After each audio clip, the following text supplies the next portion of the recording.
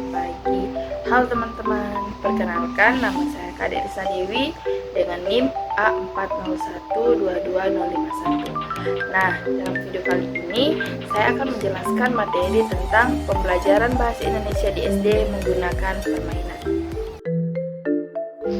Nah, sebelum itu saya akan menjelaskan apa sih itu permainan.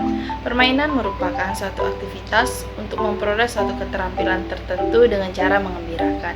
Nah, apabila keterampilan diperoleh dalam permainan itu berupa keterampilan bahasa tertentu, permainan tersebut dinamakan permainan bahasa. Belajar dengan bermain adalah kegiatan terpadu antara belajar dan bermain yang diintegrasikan dalam sebuah materi pembelajaran. Permainan bahasa mempunyai tujuan ganda, yaitu untuk memperoleh kegembiraan sebagai fungsi bermain dan untuk melatih keterampilan berbahasa tertentu sebagai materi pembelajaran. Oke, yang selanjutnya itu ada prinsip-prinsip metode permainan. Prinsip-prinsip metode permainan pembelajaran bahasa di Indonesia dengan metode permainan akan menjadi efektif, bermakna, tetap menyenangkan apabila dalam pelaksanaannya berdasarkan prinsip-prinsip yang dikembangkan oleh beberapa pakar. Yang pertama itu ada permainan yang dikembangkan hendaknya permainan yang terkait langsung dengan konteks keseharian peserta didik. Nah, yang kedua itu ada permainan diterapkan untuk merangsang daya pikir, mengakses informasi, dan menciptakan makna-makna baru. Yang ketiga itu ada permainan yang dikembangkan haruslah menyenangkan dan mengasihkan bagi peserta didik. Yang keempat, permainan dilaksanakan dengan landasan kebebasan, menjalin kerjasama dengan peserta didik lainnya. Dan yang terakhir, permainan hendaknya menantang dan mengandung unsur kompetisi yang memungkinkan peserta didik semakin termotivasi menjalani proses pembelajaran tersebut. Oke, selanjutnya ada jenis-jenis permainan dalam pembelajaran bahasa Indonesia. Permainan dalam pembelajaran bahasa Indonesia tentunya ada banyak. Yang pertama itu ada teka-teki silang. Yang kedua ada bisik berantai. Yang ketiga ada close wacana atau mengisi wacana rumpang. Yang keempat ada memasangkan gambar dengan teks. Yang kelima ada mewarnai atau menggambar sesuai teks. Yang keenam ada berbalas pantun. Yang ketujuh permainan kata. Yang kedelapan memilih kata. Dan yang kesembilan melengkapi kalimat. Yang kesepuluh itu ada true or false. Yang ke-11 card shot, yang 12 ada index card match, dan yang terakhir ada menyusun cerita. Nah, saya akan menjelaskan beberapa jenis permainan bahasa dalam materi kali ini. 1. Teka-teki silang atau TTS. Teka-teki adalah menebak padanan kata sesuai dengan jumlah kotak yang disediakan. Nah, permainan ini berguna untuk olah pikir siswa-siswa dalam memahami sebuah istilah dengan melacak kata demi kata sesuai dengan ungkapan dalam perintah TTS. Yang kedua, bisik berantai. Permainan ini dilakukan dengan cara setiap siswa harus membisikkan suatu kata. Nah, ini itu untuk kelas rendah atau kalimat cerita untuk kelas tinggi kepada permainan berikutnya. Selanjutnya, penyampaian ini terus berurut sampai pemain terakhir. Pemain terakhir harus mengatakan isi kata atau kalimat cerita yang dibisikkan. 3. Close wacana atau mengisi wacana rumpang. Close wacana adalah uraian cerita rumpang yang di dalamnya terdapat bagian cerita yang dihilangkan. Nah, tugas siswa adalah menulis kata-kata sesuai dengan cerita yang diberikan. Yang keempat, memasang gambar dengan teks. Nah, permainan ini memberikan pengarahan kepada siswa tentang deskripsi sebuah sikap atau perbuatan baik dan buruk. Dari kegiatan ini, siswa bisa belajar membaca dan menunjukkan nilai-nilai yang bisa dijadikan teladan dalam hidupnya. Siswa dalam permainan ini tinggal menarik garis penghubung antara gambar dengan kotak deskripsi yang sesuai. Yang kelima itu ada mewarnai atau menggambar sesuai teks. Permainan ini membimbing siswa untuk memahami warna-warna sekaligus memahami isi teks. Permainan ini diawali dengan tersedianya sebuah gambar sederhana.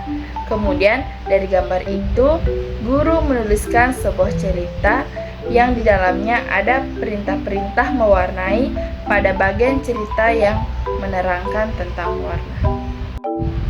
Langkah-langkah pembelajaran bermain. Nah, terdapat 6 langkah dalam metode pembelajaran bermain. Yang pertama itu menyampaikan tujuan dan memotivasi siswa sebelum pembelajaran. Yang kedua itu menyajikan informasi terkait pembelajaran. Yang ketiga ada mengorganisasikan siswa dalam kelompok-kelompok belajar. Nah, guru mengorganisasikan siswa dalam suatu kelompok untuk membahas materi pembelajaran. Yang keempat itu ada membimbing kelompok belajar. Dalam hal ini guru membimbing suatu kelompok dalam proses pembelajaran. Yang kelima itu ada evaluasi, dan yang keenam itu memberikan penghargaan. Langkah-langkah penyusunan pembelajaran permainan dengan memadukan 4 keterampilan bahasa. Yang pertama itu memahami kompetensi dasar dan menggambarkan dalam indikator. Hal ini tentunya berkaitan dengan 4 komponen bahasa. Yang kedua itu menghubungkan topik pembelajaran yang akan disampaikan dengan model permainan yang cocok dengan 4 materi keterampilan bahasa tersebut. Yang ketiga ini memilih teknik permainan yang sesuai dengan topik yang akan disampaikan. Dan yang keempat, menyiapkan rancangan tertulis dengan memperhatikan pemilihan bahan ajar, rincian kegiatan, alokasi waktu, dan media yang akan digunakan. Dan yang kelima, melaksanakan pembelajaran dengan teknik bermain secara efektif dan efisien sesuai dengan tujuan pembelajaran. Permainan bahasa ini tentunya mempunyai kelebihan dan kekurangan. Adapun kelebihan dari permainan bahasa diantaranya, yang pertama, dapat mengurangi kebosanan siswa dalam proses pembelajaran di kelas. Yang kedua, dengan adanya kompetisi antar siswa dapat menumbuhkan semangat untuk siswa lebih maju. Yang ketiga, permainan bahasa dapat membina hubungan kelompok dan mengembangkan kompetensi sosial siswa. Yang keempat, materi yang dikomunikasikan akan mengesankan di hati siswa sehingga pengalaman keterampilan dilatih susah untuk dilupakan. Nah, adapun kekurangan dalam pelaksanaan permainan bahasa, yang pertama itu jumlah siswa yang terlalu besar menyebabkan kesukaran untuk melibatkan semua siswa dalam sebuah permainan. Yang kedua, pelaksanaan permainan bahasa biasanya diikuti gelak tawa dan sorak-sorai siswa sehingga dapat mengganggu pelaksanaan pembelajaran di kelas lain. Yang ketiga itu tidak semua materi dapat dikomunikasikan melalui permainan bahasa. Yang keempat, permainan bahasa pada umumnya belum dianggap sebagai program pembelajaran bahasa, melainkan hanya sebagai selingan saja dalam sebuah pembelajaran. Yang terakhir itu ada peranan permainan dalam pembelajaran bahasa Indonesia. Nah, permainan memiliki peran penting dalam pembelajaran bahasa Indonesia karena dapat meningkatkan keterlibatan aktif siswa dalam proses pembelajaran seperti membangun suasana belajar yang dinamis, penuh semangat dan antusiasme, serta membantu siswa memperoleh kegembiraan sebagai fungsi bermain dan melatih keterampilan bahasa tertentu.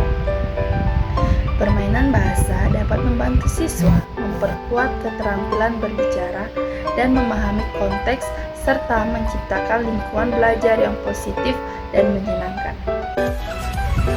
Baik, nah itulah tadi pembelajaran bahasa Indonesia di SD menggunakan permainan. Sekian materi dari saya ucapkan terima kasih. Assalamualaikum warahmatullahi wabarakatuh dan selamat